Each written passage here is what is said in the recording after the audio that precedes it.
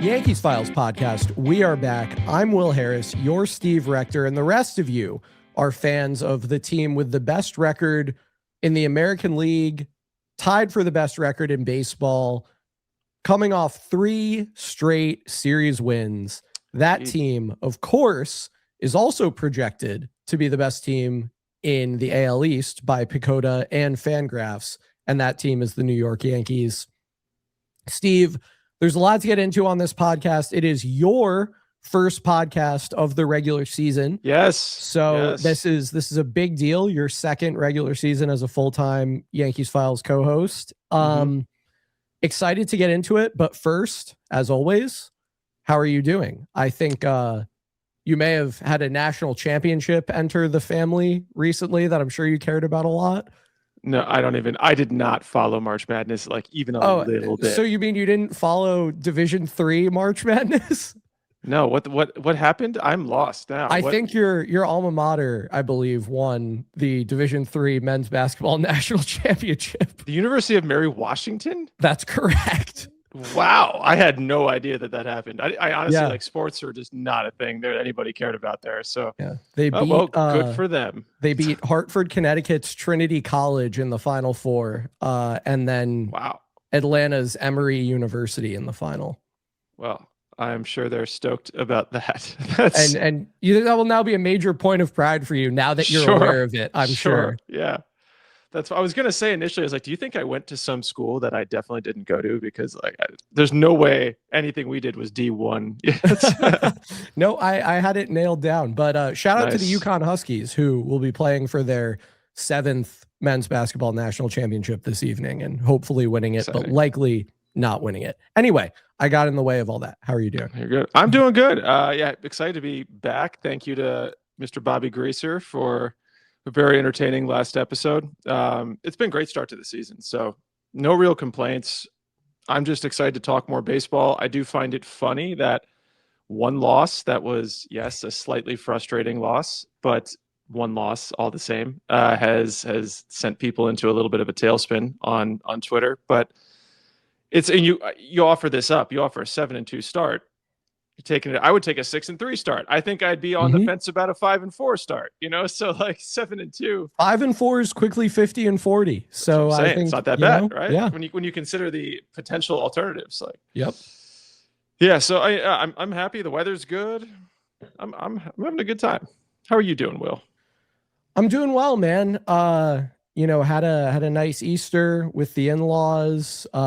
Yankees are playing well. I'm finally gonna see them play baseball in person tomorrow, which for many people listening is tonight, Tuesday night, for the first time since, last September, because I didn't make it to a playoff game last year. So yeah, my last game was Cam Schlittler against the Orioles on September 27th, where I saw home runs by Giancarlo Stanton, Aaron Judge, and of course Ryan McMahon.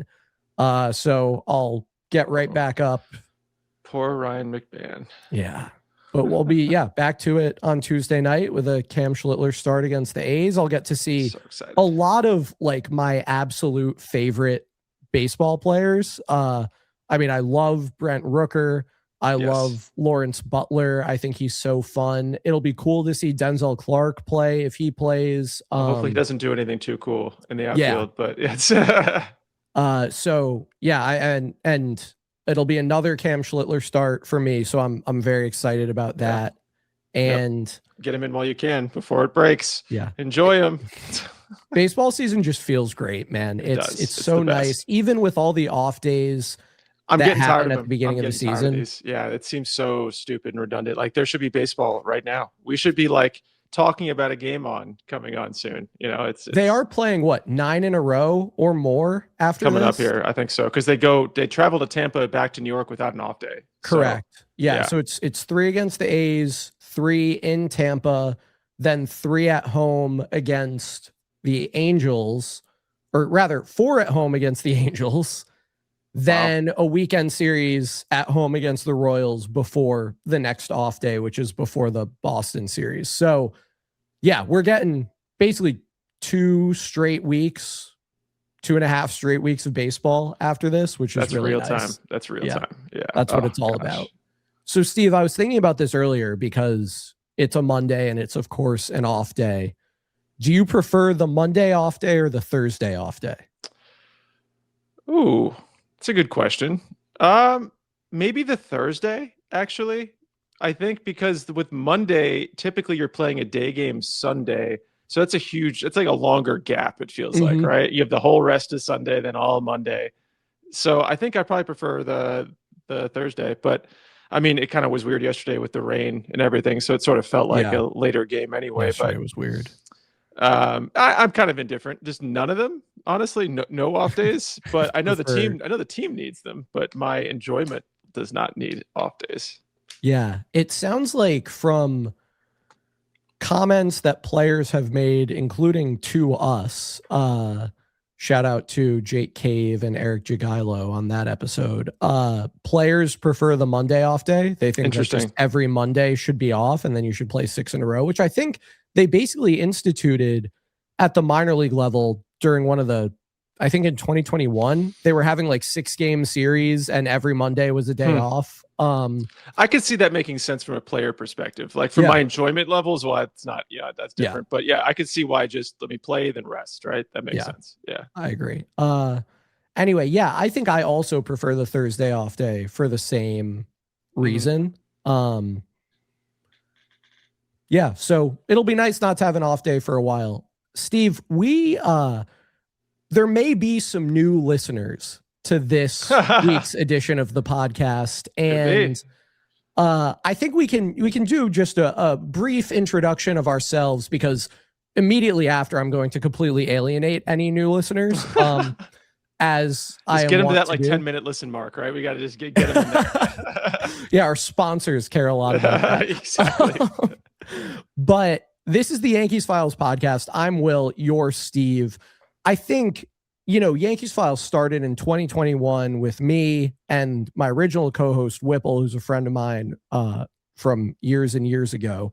And we were having conversations about baseball, and we figured we could record them and put them on the internet. And that's how Yankees Files started. And since then, I think the space we occupy on the Yankees portion of the internet is one for people who, Steve, how did you put it? People who don't yearn for banter that is inexplicably apocalyptic about a 7-2 start to the season. I mean, it's almost funny. Every week is not very often to have a podcast, but it's almost funny that we record even this regularly because of how we encourage people to take a very long-term view and how important sample size is to us. And, our devotion to regression to the mean. We would do 3 episodes if we did actually fit. Start of the year, middle of the year, end of the year. That would be it. And that would be enough. But no, sincerely, we're very glad to have anyone who has discovered us in the last few days here now. And we hope that you enjoy content that is honest and positive and realistic about the New York Yankees, who I think we both believe are a very good team positioned to do some very good things this year. For sure. I think, positive is an important word to highlight, because we're not blindly positive. It's Correct. Not like no matter what we're going to be saying the Yankees are great. We're just going to take things as we see them. And the Yankees are so often a very good team that almost always there's going to be some level of positivity in there. We'll also, I think every episode we talk about concerns we have and players that we didn't like, or the way the team is constructed in some way that we're having issues with or something. It's always going to be there. But I mean, how many years in my lifetime can I even point to say that the Yankees were so bad that I couldn't be even remotely positive about them? I mean, you would think, based on the tenor of Twitter and fans, that we are just living through year after year of losing seasons and just the worst teams you could possibly imagine. And that's just so far from the truth. So I think our slogan has been, we're here for fans who like the Yankees. If you actually like the Yankees, you like this team, you want to enjoy this team and not hate on them. And I liked what Bobby Greaser said when he was on the last episode, how he highlighted, it is fun to be mad as a fan. And I understand that. And I think we take that and we don't just blindly act mad. We try to break it down into bite-sized pieces of where we're actually going to critique. I think that's the difference here. We're not just going to go blah, Boone, Cashman. We're going to look at the actual things. And it tends to come back that it's not just Boone and Cashman that are the problem. Absolutely. And I think the other thing that I would add there is you put it at some point during the 24-25 offseason that being honest about the Yankees means being honest that more often than not, things are going well. Right. You know, this is a team that I think they have like 14 more wins than anyone else in the American League in the last, or since the start of 2024. I mean, this is an extremely consistently good baseball team. And I haven't seen a losing season. Have you seen a losing season? You know, I haven't. Yeah. I have not. Nope. I doubt many of our listeners have. Yeah, I'm pretty old. Got him. No, but it's true. And we may disagree with certain fans on the internet about what the appropriate response to 1 loss or 20 losses or 50 losses or an ALCS loss or a World Series loss or whatever might be. And I think there are different ways to be a baseball fan. But when it comes to analyzing what's in front of your eyes, I think, you know, it's not actually very difficult to be objective about what you're seeing. And the fact that watching Ryan McMahon hit is making you mad doesn't mean that the team won't have a good offense. And, you know, that's kind of the ethos of what you might hear on this podcast if we can bring you back, you new listeners. Yeah, I agree. I mean, I think if we're going to delve into what's happened so far, there are probably a few guys we're going to talk about negatively, concerningly, right? But we're always earmark it with 9 games. This is almost nothing. The sample size is almost insignificant at this point. So you really don't want to draw too many conclusions about just almost anything. So, I don't know if you heard, it was on a recent Effectively Wild episode, and they were talking about, I believe they called it McCracken's Law, named after Voros McCracken, the noted sabermetrician. Okay. And McCracken's Law states that any player can do anything over 60 at-bats. Yeah. Players have like 40 at-bats right now. So, you know, any player can do anything over 60 at-bats. You know, we saw Joey Meneses was Babe Ruth for half a season when he replaced Juan Soto. We saw Shane Spencer Grand Slam situation. I mean, we've seen it a million times. So the conclusions that you draw from 9 games should be minimal. Like, frankly, the impact that 9 games should have on whatever your preseason belief was about this team is almost zero. Yep. There are obviously situations for teams where you have to evaluate, how does this injury affect my expectations, or, you know, more significant things surrounding who's sample, actually going to be available to play. Right. Exactly. Yeah. 9 games when you're talking about the same guys that you knew you were going to have, is effectively nothing. I think the way I look at it is bottom line results don't even kind of look at them. Yeah. But even at this point, underlying data, you can peek at it. You can start to draw like, oh, well, I'll keep my eye on that. But even that, it's just too early. It's just that nothing is stuck yet. It's all still being interpreted right now, where nothing has settled yet. So it's going to take weeks, months, frankly. So even years, perhaps. Could be. We might be dead.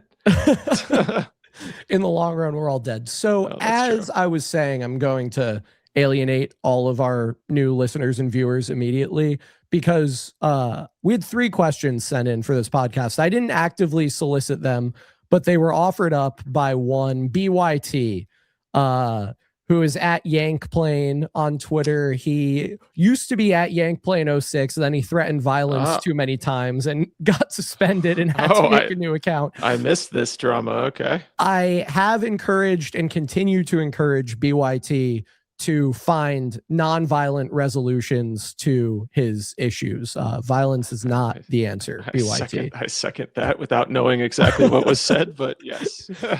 So BYT's first question for us is more of a demand, and it is rank the New England states from 1 through 6. Oh no, I don't care. I don't care. Okay, I'll do it. Connecticut, Rhode Island, Maine, Vermont, New Hampshire, Massachusetts. I have no. What was your first one? Connecticut. Connecticut. I've only been to Connecticut one time, so I can't speak too much to it. I do like Vermont quite a bit, actually, though. Okay. Vermont's a good state. Yeah, it's a nice state. Good beers up in Vermont. Yeah. There's actually a lot of good beer up there in general. New England has great beer. That's true. New England does have great beer. Great beer. Shout out Sip of Sunshine. Oh, shout out Treehouse Brewing. Shout out what's The Alchemist. They do that Heady Topper. Oof, yeah. It's a good beer. Yeah. And that's been Steve's Beer Corner. Second question from BYT. I feel like Steve and I have had some tension in our interactions that we're avoiding. Does he feel the same way? I don't know what you want me to say to this, man. BYT, look, if you're actually listening to this, sometimes I have no idea if you're like pulling a shtick, if it's like a bit you're doing, if you're being on. I don't know, man. So at a certain point, I'm like, okay, you're copying my profile picture now. You're acting kind of condescending in responses. I don't know, man. I just move on. Honestly, I don't. If it makes you feel any better, I don't think about you, BYT. Okay, that's good or bad. I just don't. I knew that would be for the questions. A challenging one for you. The last question is Whipple single? And the answer is no. Whipple is engaged to be married to a human woman. Good for Whipple. Yeah, I would say the same. Okay, so we should probably get into our reactions to the season thus far. People heard some of mine on the podcast with Bobby, where he so capably stepped in your stead.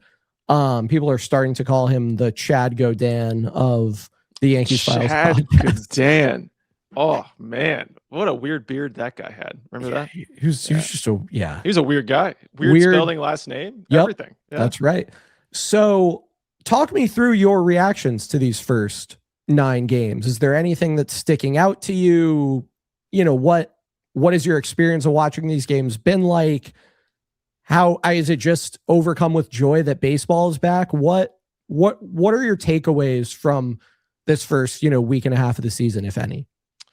I think that you can draw conclusions a little bit quicker about pitching than you can about hitting. Not that much quicker, but a little bit quicker.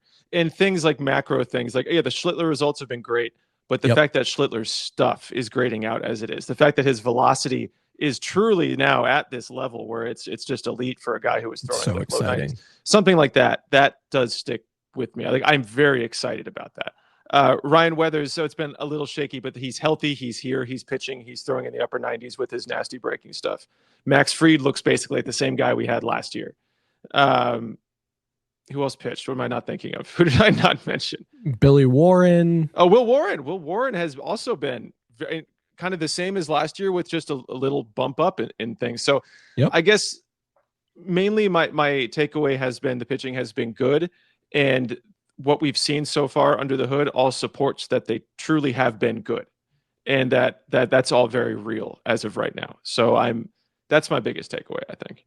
Do you know who the 3 Yankees that haven't walked anyone yet are? Well, definitely Schlittler. Yep. Are the other 2 relievers or the starters? The other 2 are relievers. Tim Hill. Cruz. Hedrick. He probably walked somebody. He has at least 1 walk. Duvall had to have walked somebody. Bednar's walked somebody. Yep. Bird walked plenty last game. Who else? Like Blackburn? No, but Yarbrough. Like him. Yeah, Yarbrough. There you go. There we go. Tim Hill, Ryan Yarbrough, and Cam Schlittler are the walkless Yankees to this point. Cam Schlittler, far the most impressive of the bunch there. Yes. Cam Schlittler has a 39.5% strikeout minus walk rate. It's crazy. That's insane. But he was like the first Yankee ever to go back-to-back starts with, I think it was like 15 Ks and no walks and no runs. First Yankee to ever do it. Ever. And this team's been playing baseball for a long time.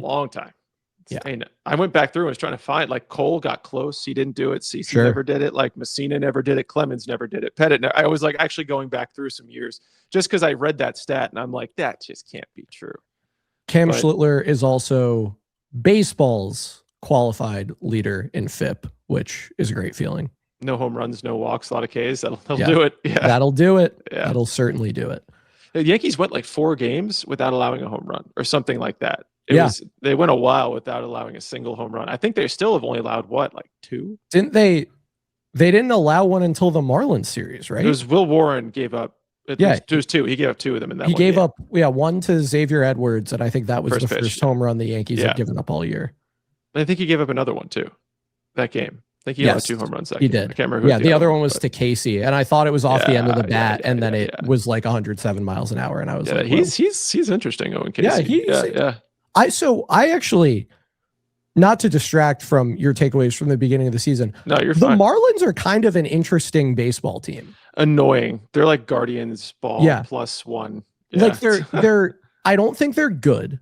No, but bad. Like they could win 84 games, depending on how, things in the division shake out. They obviously, the top of that division could be very good, especially if the Braves are good. The Braves might not be good. I don't know. But that's a whole different conversation. If the Marlins could trade like one of their pesky guys for a slugging first baseman, get Kyle Stowers back, turn Connor Norby into more of a utility guy, and now you have like some real legitimate extra base hit threats in the lineup, especially assuming that like Jacob Marcy is some version of who we think Jacob Marcy is, stuff like that. Like now you have a lineup that could probably score runs more reliably than this one that's a little more BABIP reliant.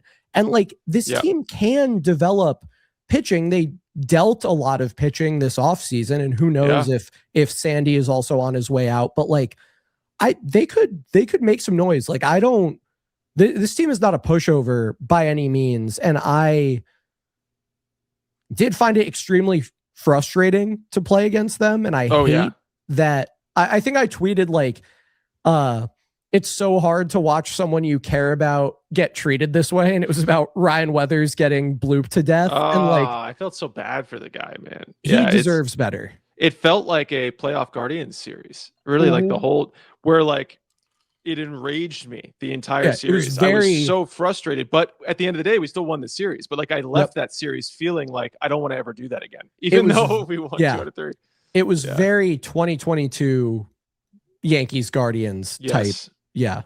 Where you'd hate yourself, but somehow you win. So and I think that's just that whole style of ball. Like, you'll piss people off, but your floor ends up being high because you just tap everything everywhere, right? So like you're gonna score something, you're gonna piss stuff off, it's gonna happen, but the odds of you putting up these huge run totals are just not gonna be there because they didn't hit that many home runs at all. That neither did the Yankees actually, but that is like, and this is not the first time that I've said this at the beginning of a season, but I would like them to hit ball over fence a little bit more often.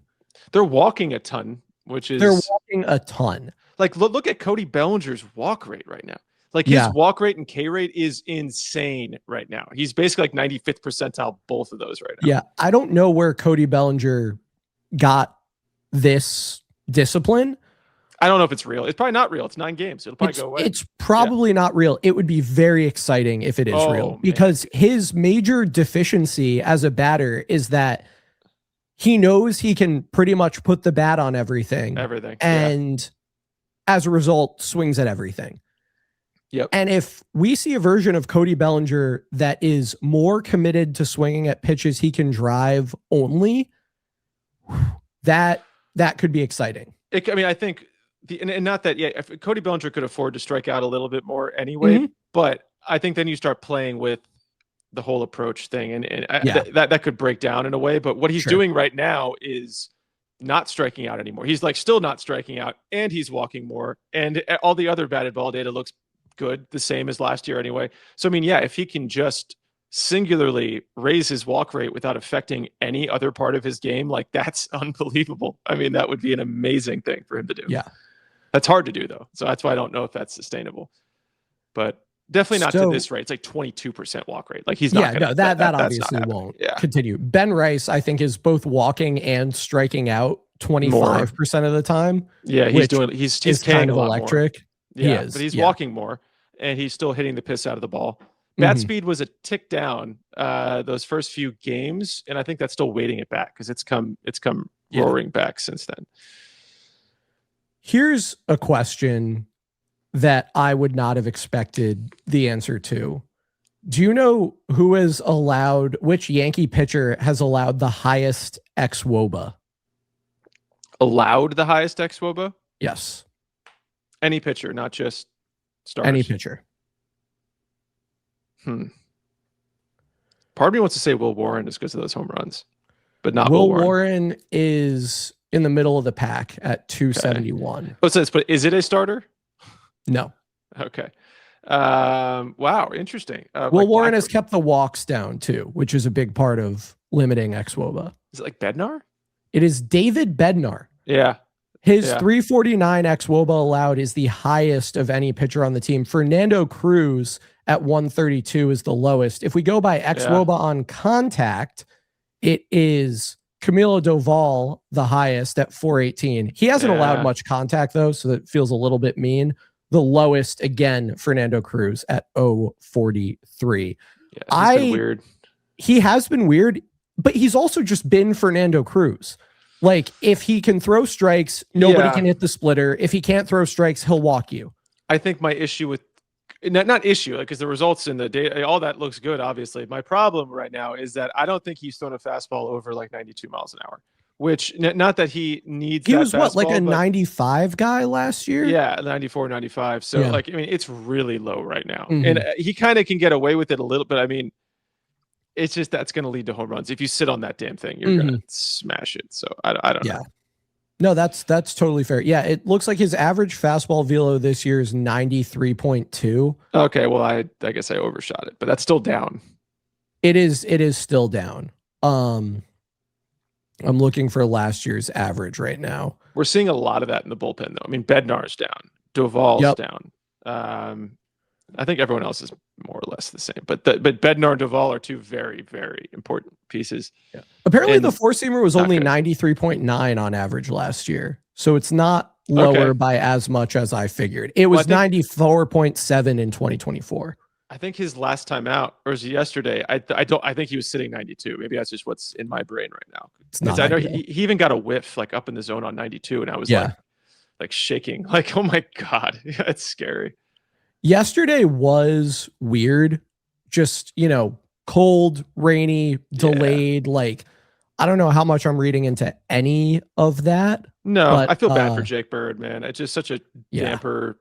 He was looking so good, and honestly, it shouldn't change your opinion. Shouldn't change your opinion of him, even though that was bad. It was bad. Yeah, it was bad. But Doval's kind of looked bad since that first game. That first game was so good. And Bednar has really not looked good at any point. He's just surviving. He's not getting strikeouts, which is concerning. Well, his fastball's down. Like, I don't know. The bullpen, I mean, look, I think 9 games in, so it's just 9 games, so I'm not doing any victory laps. But when we talked about what, Steve, what would you have wanted to have seen the Yankees do in the offseason? I said a reliever. And right now I'm feeling like we got Yarbrough and Blackburn who don't really leverage anything, and then you got Cade Winquist, who I don't even know what he's doing there, right? I mean, it's tough. So I mean, I think we anticipated that the bullpen would be the shaky part of the team. That is exactly what has happened. Now, am I all that worried about Jake Bird, who's posting, a 23.5% strikeout minus walk rate and a 60% ground ball rate? Like, no, if you just told me that that's what I was going to get up to this point from Jake Bird, I'd be pretty pleased. But yeah, these are all guys who could lose the zone at any given time. Yep. Not Cruz. Doval is really the only guy who is in a high leverage role who can blow stuff by you and has probably looked the grossest. That first game. Yeah. I don't know. Yeah, like I completely understand and appreciate concern about the bullpen. It's the area of the team that I'm most concerned about. Like if you told me the Yankees could replace, the last three guys of the bullpen or the last three guys in the lineup, I probably am going with the last three guys in the bullpen. Like, yeah. Oh yeah. Yeah. Oh yeah, for sure. I mean, yeah. Overall, yes, I think so. Because who needs Yarbrough and Blackburn? I mean, honestly, I think having somebody there for length, and not Yarbrough, I mean, frankly, has pitched fine. So he's not really been a problem. But I mean, like every team needs a Luis Cessa. You don't need two. No, and I think I prefer Yarbrough to Blackburn in basically every way. Probably, yeah. I mean, just like he has the weird thing going for him. Yep, he's weird. Like neither one of them throw hard, so let's just get the guy who really doesn't throw hard and is weird as hell. You know what I mean? Like Blackburn is a righty who's like throwing 91-mile-an-hour sinkers. Is just like I watched enough Marcus Stroman, man. I don't need more Marcus Stroman in my life. It's just not something I want to deal with. No, I think that's entirely correct. So the Yankees have in their lineup, it's very much the haves and the have-nots to this point. There are of guys who have gotten at least 10 plate appearances. There are 5 guys posting an xwOBA of 340 or higher. There's Paul Goldschmidt at 303. And then there are 4 guys posting an xwOBA of 282 or lower. It's rough. It is truly the bourgeoisie and the proletariat out here. Yes. So those bottom 4 guys or actually, this is kind of an interesting one. Can you guess who has the lowest xwOBA on the team? Caballero. That's what I would have guessed. And he does have the lowest WRC McMahon. plus at 5. McMahon, then. Nope. Not McMahon? McMahon is walking a ton. So is this anybody like at all who's taken any at bat, like one at bat even? At least 10 plate appearances. I mean, it's not Jazz. He's not the lowest. It's Jazz. Really? Oh, you said xwOBA. xwOBA. Yeah. Okay. Okay, that makes sense. Yeah. So Jazz has the 4th lowest WRC plus, but he has the lowest xwOBA. Yes, that makes more sense. Then it's so it's Jazz at 203, which is disgusting. Jesus. Caballero at 206, McMahon at 224, which is entirely his 20% walk rate, which like you want to talk about Ryan McMahon providing a floor for himself. At least he walks. The fact that he walks is just such a big deal. It is. And then Austin Wells at 282. Austin Wells is also walking, and it seems like the swing decisions might be moving the right direction. Yeah, that's good to see. I think, I don't even want to draw too many conclusions still, though. I mean, like, I hope so. I hope so. Yeah. I hope McMahon's bat speed picks the heck up because I think he's like top 10 drop-offs in bat speed from 25. Mm-hmm. And I have a sneaky suspicion that in these, they talked a lot about him changing his stance and his swing and everything, that there was a lot of try to whiff less dialogue going on. And I it's just not the message he needed. No, I don't think that's what he needs to be doing at all. So I don't know. The other thing that's weird about McMahon is he doesn't swing anymore. Yeah. I think I don't know what he's trying to do, man. He looks lost. Over the course of his career, he was swinging at 47.2% of pitches. He's swinging at 39% this year. Over the course of his career, he was swinging at 68% of pitches in the zone. He's swinging at 53% of them this year. So even when he's getting strikes, he's not swinging. And like, the weirdest part is his chase rate is a little bit up. So I think he's like not swinging at strikes, putting himself behind in counts, and then making bad decisions when he's behind in the count. Yeah. It's just like, the weirdest part is he is posting a career high zone contact. So he might have a really good sense of which pitches in the zone he can hit. But yeah, like it's weird. The Ryan McMahon that we saw at the end of last year it felt like he was rounding into form to be the guy who can take advantage of Yankee Stadium. And if he just makes a tick or two more contact, will pull the ball in the air enough to really have a good season. And the guy that we've seen so far this year, he seems lost. And indecisive. Like he doesn't Yeah. know who he is up there right now. Like, right, and I know that's such a not analytic. Like for us, that's such a even like vibes thing to say. But the data kind of supports this. Like it doesn't make any sense. You know what I mean? Like kind of like you were saying, like it doesn't coalesce into a thought that is like, well, yeah, you can see what he's doing here. It's like, no, I can't. I can't see what he's doing here right now. Like it's all over the place. Yeah, it feels very much like he's caught in between, or like he's hunting walks, basically. Yeah. And he's hunted walks to some success, but that can't buoy you when you're not doing any damage when you're putting the bat on the ball.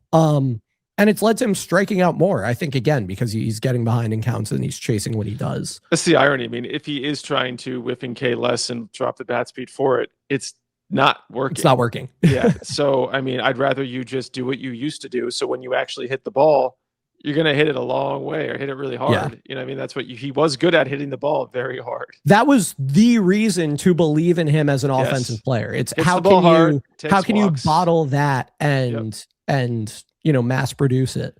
I mean, let's not give nightmares to Yankees fans, but really the archetype for Ryan McMahon was third base Joey Gallo. Like if he was good, you know, entirely. I mean? Just take a lot of walks, hit the ball really hard, play good defense. Yeah. Do you even want to comment on Jose Caballero?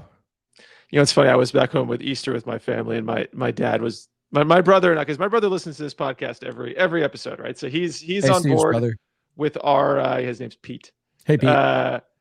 He's on board with our opinions of Volpe and Caballero. I'm not sure if we really got into the weeds on that on the pod yet, but I'm not sure if he actually heard about it, but he seemed to be aware of what our opinion was. And my dad was the one saying, "Oh, I don't know, but Caballero, he's just got that thing, and Volpe's just making mistakes, and he can't." It's like, oh wow, I don't know what to say about Caballero. He's fine. I don't like having to talk so negatively about him. Yeah. I think the trade was good. I think it's the fact that he can fill in for shortstop right now is a good indication that the trade was good. We needed somebody that can do it. He can take some walks, at least he did last year. He can steal some bases. I don't think he's the worst defender of all time. Like, that's good. Nice. There's no upside there. He swings a noodle. He swings a noodle. He's never hit the ball hard, ever. Yeah. And that's it. Volpe and he strikes out 30% of the time. Like strikes out a lot. I was in a Twitter space the other day, and people were asking me about Volpe and Caballero, and Twitter spaces are what Twitter spaces are. And I said, look, they were saying something about Anthony Volpe, strikes out or doesn't get on base. And I'm like, look, man, Anthony Volpe is at least getting something for that trade-off. He is making the classic trade that a lot of baseball players make, which is to give up some contact in exchange for some power. All right. Jose Caballero, his career high single season slugging percentage is under 350. That's crazy. And yet he strikes out between 25 and 30% of the time. So he is giving up contact or failing to make contact, and he is getting absolutely nothing in return. And the only seasons where he's been a moderately acceptable offensive player are the ones when he has somehow found a way to walk a double-digit percentage of the time. And we've not, to this point this year at least, seen that kind of discipline out of him. No. So for a guy who can't do damage on contact, has trouble making contact, and isn't walking, it's hard to create much value offensively. Now, what I will say about Jose Caballero is he's a good player to have on your baseball team if deployed properly. And I don't think deployed properly for Jose Caballero looks like being the everyday shortstop for the New York Yankees. But he can be a positive defender at multiple positions, both in the infield and in the outfield. He can be a terrific pinch runner. He can steal you a base whenever you need one. And he can serviceably play, around the field as often as you need him to. He's just not a bat that you can believe in having in the lineup consistently, at least with Anthony Volpe, who is frankly probably true talent, a better shortstop defender than Jose Caballero, even though a lot of people didn't want to believe that. At least with Anthony Volpe, there's an offensive ceiling you can believe in that is built on sustainable factors. And we saw Anthony Volpe improve some of those things in 2025. And I would argue should be optimistic about them going into this year whenever we get him back.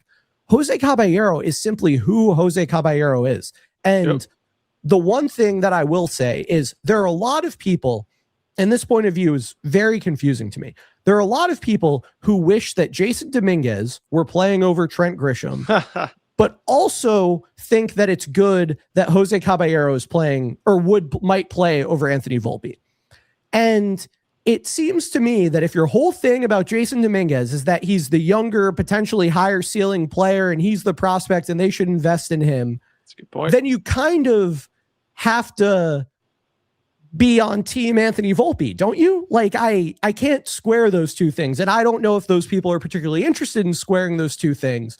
But yeah, this idea that in one situation you should play the younger, higher ceiling player, which I'm not even sure Jason Dominguez is the higher ceiling player in that discussion. And in the other case, you should play the known quantity when you know the quantity not to be very premium is very, very weird to me.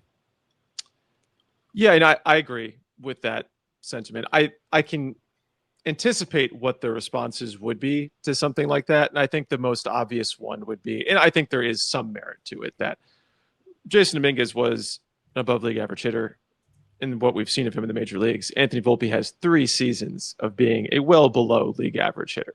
Mm-hmm. So there is that. I mean, Volpe has demonstrated a lack of ability to hit.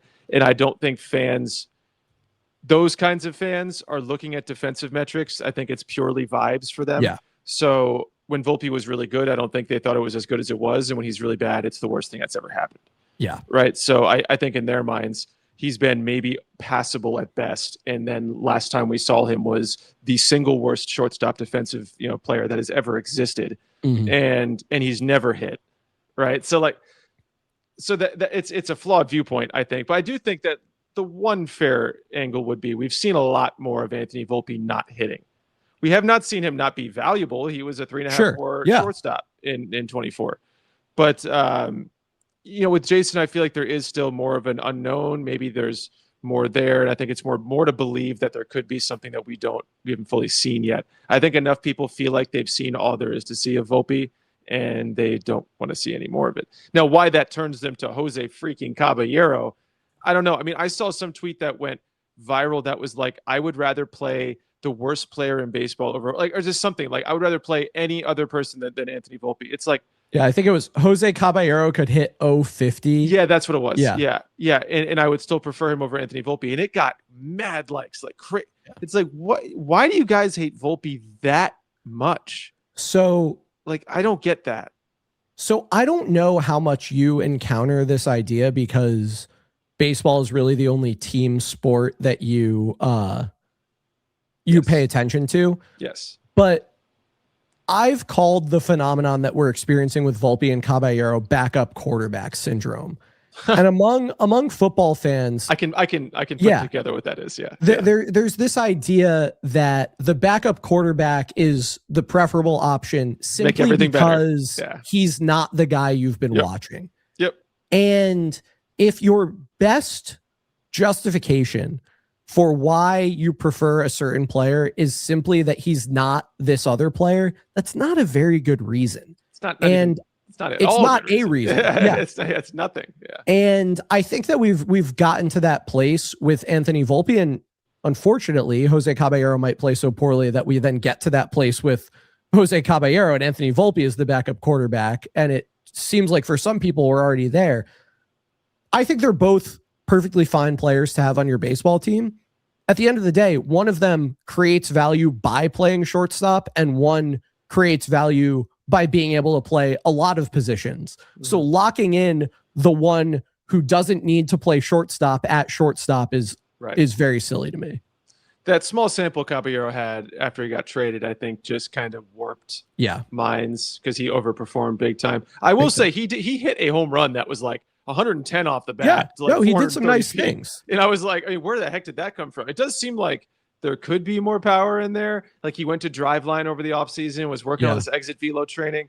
And that's all well and good. But the guy I don't think has ever had above like a 5th percentile hard hit rate, exit velocity, barrel rate, anything. I mean, he is ultimate noodle. Ultimate noodle. I don't know.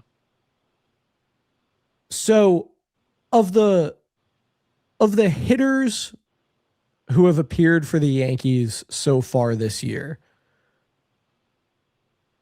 who do you think you are more bullish on than the consensus, and who do you think you are less bullish on than the consensus? Well, we have to establish what the consensus is. I think what the consensus is. Were we talking about like the hitters that aren't good, that are good? Like let's limit it to the guys who have been bad.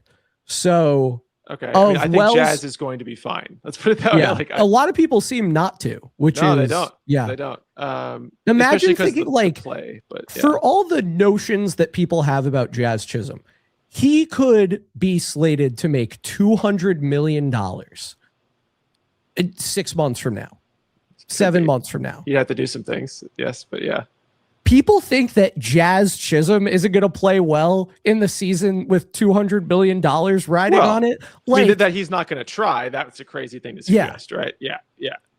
I mean, I always love going home to my dad because he'll offer those kinds of and he's like, oh, that because I think last year he kind of come around to Jazz. He was like, oh, I like Jazz. Then 9 games in, then terrific player. I don't even know if we want Jazz on this team. I don't want that guy long term. It's like 9 games in one play where he didn't throw the ball fast enough. Like, it was annoying. It sucked. I wish he hadn't done that. The Yankees won the game. It's fine. It didn't end up mattering. But yeah, I mean, he's not great right now. And I think especially the way his game pushed towards a little bit more of an extreme last year where he whiffed even more and he hit for more power and everything kind of which I thought was sick. I loved it. I mean, but he did that min-maxing thing, right? Where he was and he did walk the most we had ever seen him walk, which was right. So it was power walks. I'm going to whiff and K a little bit more, right? And I'm going to play good defense and steal bases. And it's like he put all of his problems under the whiffs. He's like, I'm just going to whiff more, and everything else will be better, right? Yeah. That's kind of his. And he was right. He was right, and he was great. But I think that approach also does lend itself sometimes to some really, really bad stretches. Yeah, where lows can be quite low because you can. Tipping point and start whiffing too much to have success. It just doesn't matter what else. You're just whiffing far too much to make it work. I'm not even sure what his K rate is right now. Actually, I'm not even sure if that's his 32%. Problem. But yeah, it's pretty high. And he's not walking at all. He's not walking. That is the other issue right now. Yeah. I don't know, man. You just got to give it time. I don't know. Jazz hates cold weather.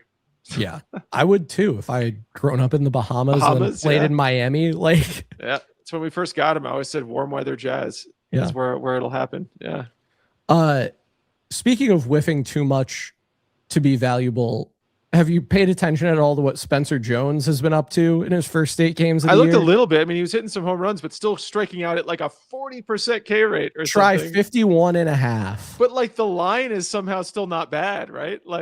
So he's hitting 212, 297, 485. Okay, that's not quite as good as it was, but I mean, better than it has any right to be. Close to an 800 OPS. 51% K rate. Yeah, it's a 782 OPS. It's a 97 WRC plus because the offensive environment in AAA is just crazy. But yeah, I mean, I will say that he's like a meme. He's like a meme of a player. He is. He totally is. I will say that in spite of all of the consternation about the way the Yankees constructed their roster and whether Trent Grisham should be back and whether Cody Bellinger should be back and, should this guy be getting a shot? Should that guy be getting a shot? I've felt absolutely no regret about who the position players available to them are. And that certainly was not the case last year by any means. I mean, when Oswald Peraza and Jorbit Vivas and Pablo Reyes were the guys who are available. Look, do I think Randall Grichuk is long for this world? No. Do I think Ahmed Rosario is irreplaceable? No. But the fact that the Yankees weren't scrambling to find, quad A depth and constructed a competent bench of solid Major League Baseball players who I trust in the roles that have been prescribed for them, as opposed to super high variance minor leaguers or guys who simply just can't cut it. It would not be better to have Spencer Jones playing 1 out of every 4 days for this team. I don't think it would even be better to have Jason Dominguez playing regularly for this team. I'm not convinced of that by any means. So when we talk about the completeness of the portfolio of position players, at least available for them to deploy, that is one of the things that has me most optimistic about this team. There is no matchup. There is no situation for which they are not prepared. And honestly, Anthony Volpe coming back will even enhance that because of how it will let you get creative with Jose Caballero. Yeah, agreed. Yeah, I think they made the right choices. I mean, there was this notion that Jason and Spencer Jones would be battling it out for an outfield spot, right? And I mean, I don't think Jason starting again would have been the worst thing ever. I mean, his defense certainly is not good, but league average hitter last year, steals base. Yeah, he has value. I think he could play for a lot of teams right now. Yeah, I still really like Jason. But I mean, I don't know how many people I saw saying, just give Spencer Jones a chance. Just let him get the starting job. What could it be worse than Grisham? It's like, I don't know what planet you people are living on sometimes. I mean, Spencer Jones right now, the people that said that will never reckon with the fact that Spencer Jones is striking out at a 51% K rate right now. And it won't be that high. I can't imagine it ends the year that high, but it's gonna be like 38% again. What was it last year? It was like almost 40% last year, right? I mean, people need to get in their heads that is just not sustainable at the MLB level, because that number alone wouldn't sustain you in the MLB, let alone whatever it would go up, because you're going to be facing pitching that's better. He is so far away from being a hitter at the major league level right now.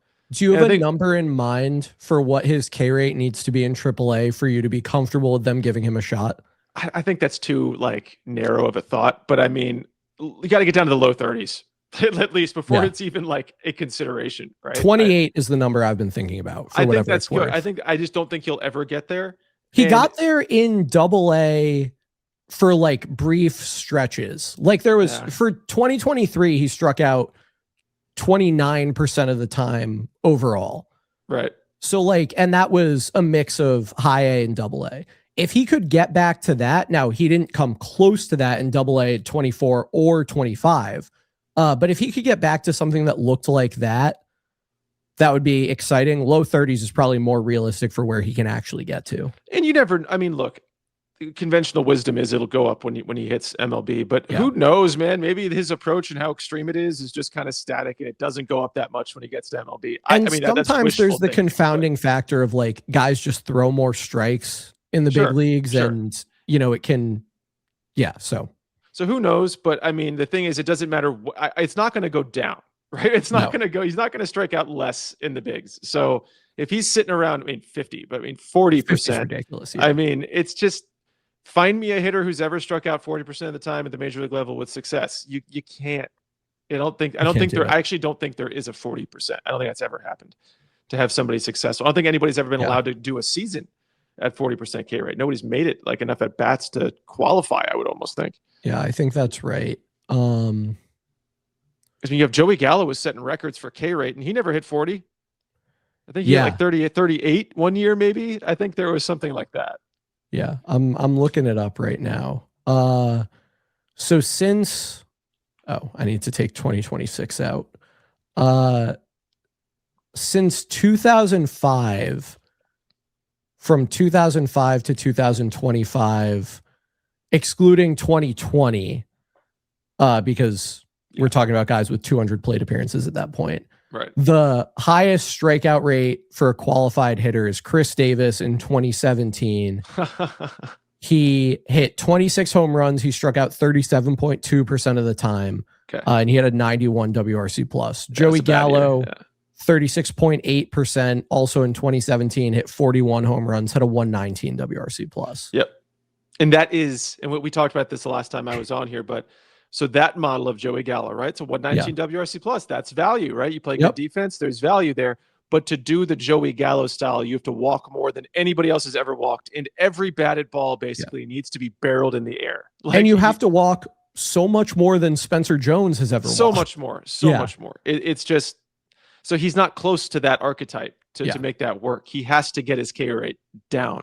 I know that's such a weird thing for us to say because we're typically the people that don't care about it, but like he doesn't have to get it down to 15%. No, he has to get it down to 30%. He can be a guy that strikes out in the top part of the league for sure. I mean, there's no chance he doesn't. Spencer Jones could strike out 210 times and be terrific very good player. Yes, but right now he would strike out 350 times. Exactly. He would set a record. I mean, he really would. So it's tough, man. Yeah. I don't think we ever. I mean, look, it's just 9 games, but the fact that he came out of the gate with a 51%, it hurts. It doesn't bode well, man. No. Yeah. So, Steve, you're gonna hate this question, but I'm gonna ask it. That. Okay. Are the Yankees the best team in the American League? I don't know. They're very good. I think whatever we thought 9 games ago before the season started should be the same opinion we have now. And I So think they very well could be. it's actually interesting you mentioned that, because I remember before the 2024 season, there was an interesting, I think it was an article in Baseball Prospectus, but it may have been a Tom Tango article that I found, in which they were talking about how one kind of naive way to project a baseball team, naive in the sense that it's simple, not in the sense that it's like poorly informed or anything, is assume that over the remaining games they have, so in the Yankees case, 153 games, they will win them at exactly the rate that you thought they would win them coming into the season. And then adjust that final total by how they've played so far. So the 2024 Yankees started off like 4-0 or whatever. And that earns them like 1.3 wins if you thought they were a 90-win team going into the season. You know, it was something like that. I see what you're saying. Yeah. So you might just a tiny bit say, okay, if I expected them to go 5-4, which is like a 90-win pace, or 6-3, which is what, like 108-win pace, then you'd crank it up, you know, by a win or two, basically. But that's asking record, not true talent level, right? Which is a different thing, right? I think true talent level, they're not indisputably the best team in the American League, but I'm more confident that they are true talent, the best team in the American League, than that they will win the most games in the American League. I'll say that. Yeah, I think so. I don't know. I just think Seattle has a better path to winning games. For sure.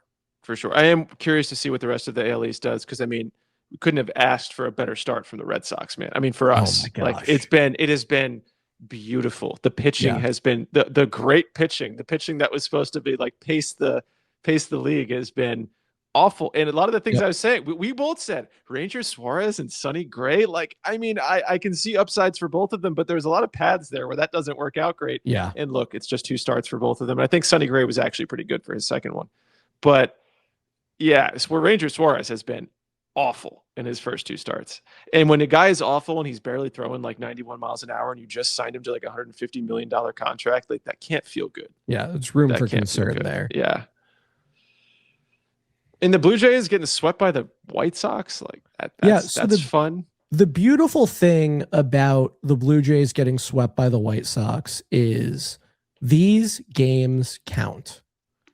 They count just as much as every other game that the Blue Jays are going to play. But these games count. And as you think about the composition of a season, you know, you probably build in that you assume that you're going to win games at a better than 200 rate, or no, not even 167 rate against Colorado and Chicago. And, you know, certainly the White Sox will come to Toronto later this year and there's a decent chance they get swept. But even then, you know, you went 4-5 against the Rockies and the White Sox. Yeah. That is not how you draw it up. And you blew a chance to get some ground there. Yeah. And I think the Blue Jays will probably be a good team. Kevin Gossman and Dylan Cease have both looked terrific to this point. Obviously, you know, Alejandro struggled the second time out, but yeah. I love Cease though. I love Cease. Yeah. And Alejandro Kirk being hurt is a wrinkle. Addison Barger may have gotten hurt yesterday. That's a wrinkle. They've not had good health. I don't think their pitching depth is terrific, although their bullpen has been solid. They've been victimized by some defensive miscues, including 2 that lost them games in Chicago. Like lost Cody Ponce. Ponce. And there might not be a lot of depth there. I think Bieber and Scherzer are kind of there. Yeah, I don't know. Pacoda still projects them to get like 250 innings from the combination of Bieber and Savage, and I'm not sure that I see that happening. But yeah, I mean that's tough, man. I don't know. I think when I look at the Blue Jays, like I always have to push back on it because I don't want to. Maybe I'm just biased. Maybe I'm just jaded, you know. But like, 'cause I did this with the Red Sox in the offseason too. I don't think they're a bad team. But I'm a little confused on how like the conventional wisdom was that, oh, the Blue Jays are like, the best team in the American League, like World Series favorites again. I'm like, I think they're a competitive team. Like, I think they're solid. They have some serious problems. Yeah. Like, I mean, they lost Bo Bichette, who was great for them last year, right? Mm-hmm. I mean, they had some crazy overperformance in the lineup that I don't know how that's going to continue. So I don't know. I mean, I just don't know. I don't think they're 4-5 team the whole year. I think they're under 500 team, but I don't know. Okamoto's striking out like 44% of the time. I don't know how real that is. There's somebody on Twitter who will just close his eyes and pretend like that's not happening. He wanted him so bad. Wonder who that could be. He doesn't listen. Doesn't matter. No, he doesn't. Wilfred. Anyway, did you see the exchange that I think it was Rob and Jaden had about how we don't get Yankees Files every day, because I announced that we'd be recording tonight. And I said, I'd be happy to do a podcast every day. Who wouldn't? And they started joking about how funny it would be to make you do a confidence rating every day and then just jump on you every time the confidence rating changes from one day to the next. Yeah, I don't even do that. Would be I don't like doing the weekly confidence rating. Is in my mind just a bit. It is a bit. That's exactly what it is. Yeah. And with that, let's get to our weekly confidence rating. So again, if any of these new listeners have made it to the end of the podcast, which God bless you if you have, every week we rate our confidence out of 10 in the New York Yankees. Now, what does it mean to rate your confidence out of 10 in the New York Yankees? It doesn't mean anything. At one point last year, Steve tried to make it into his confidence that they were going to make the playoffs. That was roundly rejected. I've been fighting this thing, man, since I came on here. It exactly at the risk of explaining the joke, I will explain the joke. You've heard this podcast. You've heard how we think about baseball. You may have seen some of our tweets. It is the antithesis of the way that we approach baseball, that we would take this non-existent scale and rate the Yankees on it every week based on the events of like 5 or 6 or 7 games. So that's why we do it. Steve, your confidence out of 10 in the New York Yankees. I mean, how could I be anything less than a 9? And and I did. Oh, look, I did institute, which I like, just to keep it interesting, just so, because otherwise I'll just say 9. I'll say 9 every dang week, right? So the only way we can give any kind of interesting update is to make it a little bit more specific. So let's say 9. Yes, granular. 9.2. Okay. 9.2 out of 10. That's where I'm sitting. Just to retain my status as the positive one, I'll go with 9.3. Why do you hate the Yankees, Steve? I don't know, man. I don't know. That 0.1. No. You got to see Cole and Rodon get back to get the 9.3. Okay, we're not. That's a drastic jump. Exactly. No, they always say it's not the first 9.2 that gets you; it's that next point. The next one. Yeah. Steve, who's the greatest living musician? Living? I don't know, man. What are you going to say? Do you have some funny answer? Because No, I dug up one of my old tweets earlier today where I had made a list of the greatest living musicians. And they were Taylor Swift, Hoodie Allen, Michelle Branch, Owl City, Jimmy Page, Gracie Abrams, that girl who played bass for Robert Plant when she was like 13, Arnel Pineda, and Quavo. So I'm just wondering. You threw Jimmy Page in there. Jimmy Page is great. That's like a lot of these people are great. Not that they're not great, but we're talking about the greatest ever. The greatest living musicians are going to be Taylor Swift. To me, no, it's not. That's not. I think thing. Taylor Swift is the second least controversial. That's true. That's just the first one I my mind heard. Honestly, I don't even know like at least 2 or 3 of the other ones. You know Michelle Branch. I know Michelle Branch. You were around in 2003. Quavo. He's one of the 3 people 2 living in Migos. No. Okay. No. Greatest Do you know living who Arnel musician. Pineda is? No, I don't know who Arnel Pineda is. He's the guy. This is actually a great story. So Journey was like broken up because Steve Perry, who was the singer in Journey, was not a great dude.